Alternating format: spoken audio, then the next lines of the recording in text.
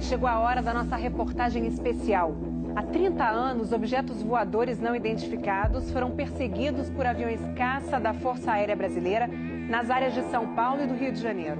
Você vai conhecer agora gravações inéditas desse episódio, que ficou conhecido como a Noite Oficial dos OVNIs. Foi assim que o Fantástico deu a notícia.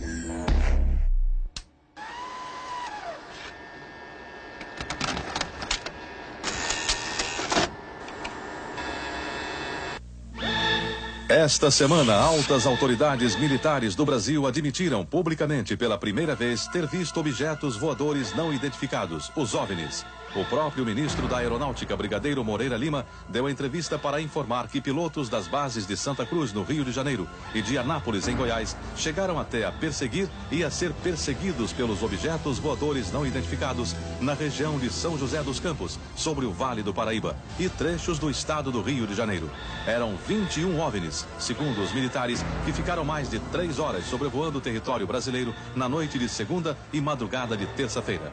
Toda vez que é detectado algum objeto não identificado, evidentemente há um processo bastante eficiente de verificar se foi alguma aeronave que está voando sem um plano de voo aprovado, etc. Mas quando se comprova que é algo diferente, as aeronaves então são acionadas. O que ocorreu foi que os radares detectaram vários objetos não identificados. Veja agora, minuto a minuto, o que aconteceu naquele 19 de maio. Às 8h30 da noite, um ponto luminoso é avistado pelo controlador de tráfego aéreo na torre do aeroporto de São José dos Campos, São Paulo. Um avião Xingu da Embraer se aproxima para pouso e o controlador pergunta ao comandante: "Você está vendo o ponto luminoso?" O Xingu confirma o avistamento, muda a rota e tenta se aproximar do OVNI. Quem estava no comando do avião era o coronel Osiris Silva, que voltava de Brasília depois de tomar posse como presidente da Petrobras. Eu vi um objeto luminoso no espaço, parecia um astro normal. Eu voei na direção dele e após 5, 6 minutos de voo, fiquei com a impressão de que ele começou a esmaecer, a perder a intensidade e o brilho. 9h14 da noite. O controle de radar de São Paulo registra sinais sem identificação. 9h20. O controle aéreo em Brasília confirma a presença de objetos voadores não identificados. 10h23. O primeiro jato F-5 decola da base aérea de Santa Cruz, no Rio de Janeiro. Ele carrega armamento de guerra pronto para ser acionado. 10h45. O radar da base aérea de Anápolis, em Goiás, detecta sinais no radar. Um Mirage também armado decola em busca dos OVNIs. 11h15 da noite. O piloto do primeiro F-5 a entrar em ação avista um ponto luminoso e começa a perseguir o objeto voador não identificado. Nosso objetivo justamente era esse, se aproximar e identificar. Nós não conseguimos nem nos aproximar, muito menos identificar. 11h17. Mais um Mirage decola da base de Anápolis para perseguir os objetos. 11h20. O caça F-5 recebe pela primeira vez um sinal no radar de bordo confirmando a presença do objeto não identificado à sua frente. 11h36. O terceiro Mirage sai da base de Anápolis, mas não consegue contato visual com os OVNIs. Naquela noite, 5 jatos da Força Aérea foram acionados e retornaram sem conseguir se aproximar dos objetos. Os radares do Sindacta em Brasília registraram um total de 21 sinais desconhecidos no céu do Brasil.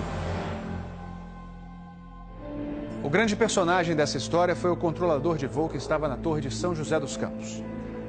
O sargento Sérgio Mota da Silva, que aparece nessa foto tirada na torre de São José poucos dias depois do incidente, foi quem deu o primeiro alerta sobre OVNIs. 30 anos depois, Sérgio, que hoje é controlador de voo civil, deu a primeira entrevista para uma TV. Ele preferiu não mostrar o rosto. Tem alguma coisa aqui no setor noreste de São José? Um farolzinho por lá? Eu estou olhando bem, o bicho está parado. Nem sobe, nem desce, nem vai para a esquerda, nem para a direita. Está paradinho lá.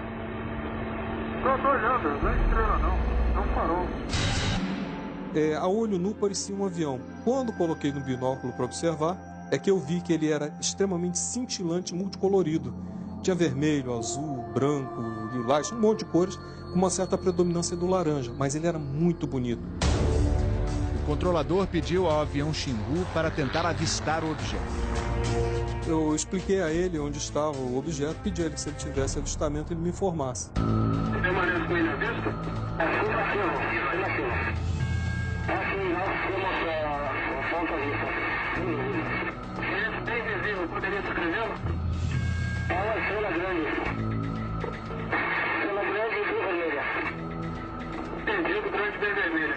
Controle de São Paulo será alertado. O controlador em São José dos Campos avisa ao controle São Paulo que o Xingu está perseguindo o OVNI. Positivo. Ele está perseguindo o troço. Está perseguindo o troço? Está indo atrás.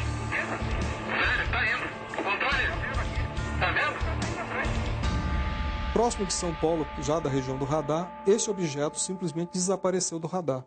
O Xingu também perdeu contato visual com ele. O avião Xingu abandonou a perseguição e pousou em São José dos Campos. Pouco depois, o controlador da Torre de São José alertou o controle São Paulo. Outros OVNIs estavam aparecendo no céu. Estou vendo três agora. São três luzes. Mas parecem estrelas. Mas o radar não pega estrelas. O que é isso? Você observa alguma mudança de cor, alguma coisa? Pode ser. Vai movimento, né? Rapaz, eu não sei. Pra mim, olha, aqui tá parecendo estrela. Mas só que um monte de cor bonita, rapaz. Tá vermelho, amarelo, branco. Tá dando um monte de coisa. Pô, tão barato isso aqui. Deve ter uns craques por aqui já pelas contas que eu tô fazendo aqui. Ainda bem que vocês estão vendo também. Senão eu ia pensar que eu tô ficando doido. Porra, rapaz. Tô arrepiado, meu irmão. Só dos pontos brancos afastados mais baixos. Estou entrando no alinhamento da pista, além da cidade. Tem dois altos aqui no alinhamento da pista e tem mais uns dois ou três embaixo, voando baixo agora. Continuam se movimentando. Coisa linda, meu irmão. Pô, tá ficando bom esse negócio, viu? Tá ficando bom. O controlador Sérgio Mota da Silva faz uma revelação surpreendente. Ele tentou fazer contato com os OVNIs usando as luzes de balizamento da pista de pouso. Se eu aumentava o brilho do balizamento das luzes do balizamento, aliás, eles se afastavam. E se eu diminuía a intensidade das luzes do balizamento, eles se aproximavam. Pareciam responder de modo inteligente aos sinais que eu fazia com as luzes da pista de pouso e decolagem. O controlador Sérgio fala com o controle aéreo em Brasília. Fala, Brasília. Brasília? Boa noite, bem-vindo ao Festival dos Discos Voadores. É uma loucura isso aqui, cara. Pô, os que eu pude ver mudavam de cor o tempo todo. Vermelho, amarelo, azul, lilás, aquele festival de cores. As ocorrências terminaram já perto do nascer do dia, lá pelas 4 e pouco, 5 horas da manhã. Os últimos objetos foram vistos. Como é que tá a situação aí? Ô, rapaz, isso aqui foi um festival. E agora, como é que tá? Agora não sei o que é mais não. Você não informa nada, não? Positivo. Mas você não viu nada, não sabe de nada. Positivo. O Fantástico também teve acesso às gravações das conversas entre os pilotos e a defesa aérea. Um desses pilotos era o capitão Armindo de Souza Viriato. Veja agora como foi que ele perseguiu um OVNI, com armamento pronto para ser usado. Eu tenho contato. Confirme? Estou em contato. Prossiga nesse contato, caçador. 7. Caçador passando a Rojão. 7. Caçador passando a Rojão. No código dos pilotos, isso quer dizer que o caçador, o avião caça, entrou na situação Rojão. O míssil está pronto para disparar. Prossiga nesse contato. Bom, tem Judite agora. 7. Judite significa que o alvo está no radar. Ou seja, o piloto pode atirar se for autorizado pela defesa aérea. Mas neste momento, o alvo se afasta em alta velocidade. Está aumentando. Aumentando a distância, confirma. Afirmativo. A distância está aumentando de novo aqui. 7. Aumentando rápido, né?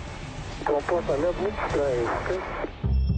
O capitão Viriato falou sobre a incrível velocidade dos OVNIs numa entrevista ao Fantástico. Essa aceleração, o radar de Brasília chegou a pegar na época de defesa aérea, deu aproximadamente Mach 15.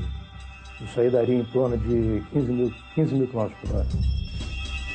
15.000 quilômetros por hora é uma velocidade muito acima dos jatos mais rápidos do mundo, que chegam no máximo a 4.000 quilômetros por hora. Um documento confidencial do Comando de Defesa Aérea de junho de 1986 concluiu: os objetos produziram ecos nos radares do sistema de defesa e também nos jatos que perseguiram os OVNIs. Houve contato visual dos pilotos. Os objetos atingiram velocidades supersônicas e mostraram capacidade de acelerar e desacelerar de modo brusco. E a principal conclusão do relatório: os fenômenos são sólidos e refletem inteligência, pela capacidade de acompanhar e manter distância dos observadores, como também voar informação. Não foi possível identificar a origem dos objetos. Foram esses dois ufólogos, pesquisadores de OVNIs, que conseguiram no Arquivo Nacional em Brasília a liberação gratuita dessas gravações.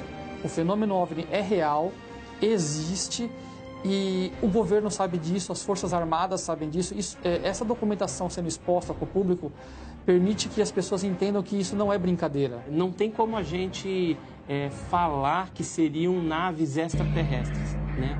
Eram objetos voadores não identificados. Não podemos dar qual a procedência deles, qual a origem. É alguma coisa inexplicável do nosso ponto de vista tecnológico à época e mesmo ainda hoje. Brasília? Boa noite, bem-vindo ao Festival dos Discos Voadores.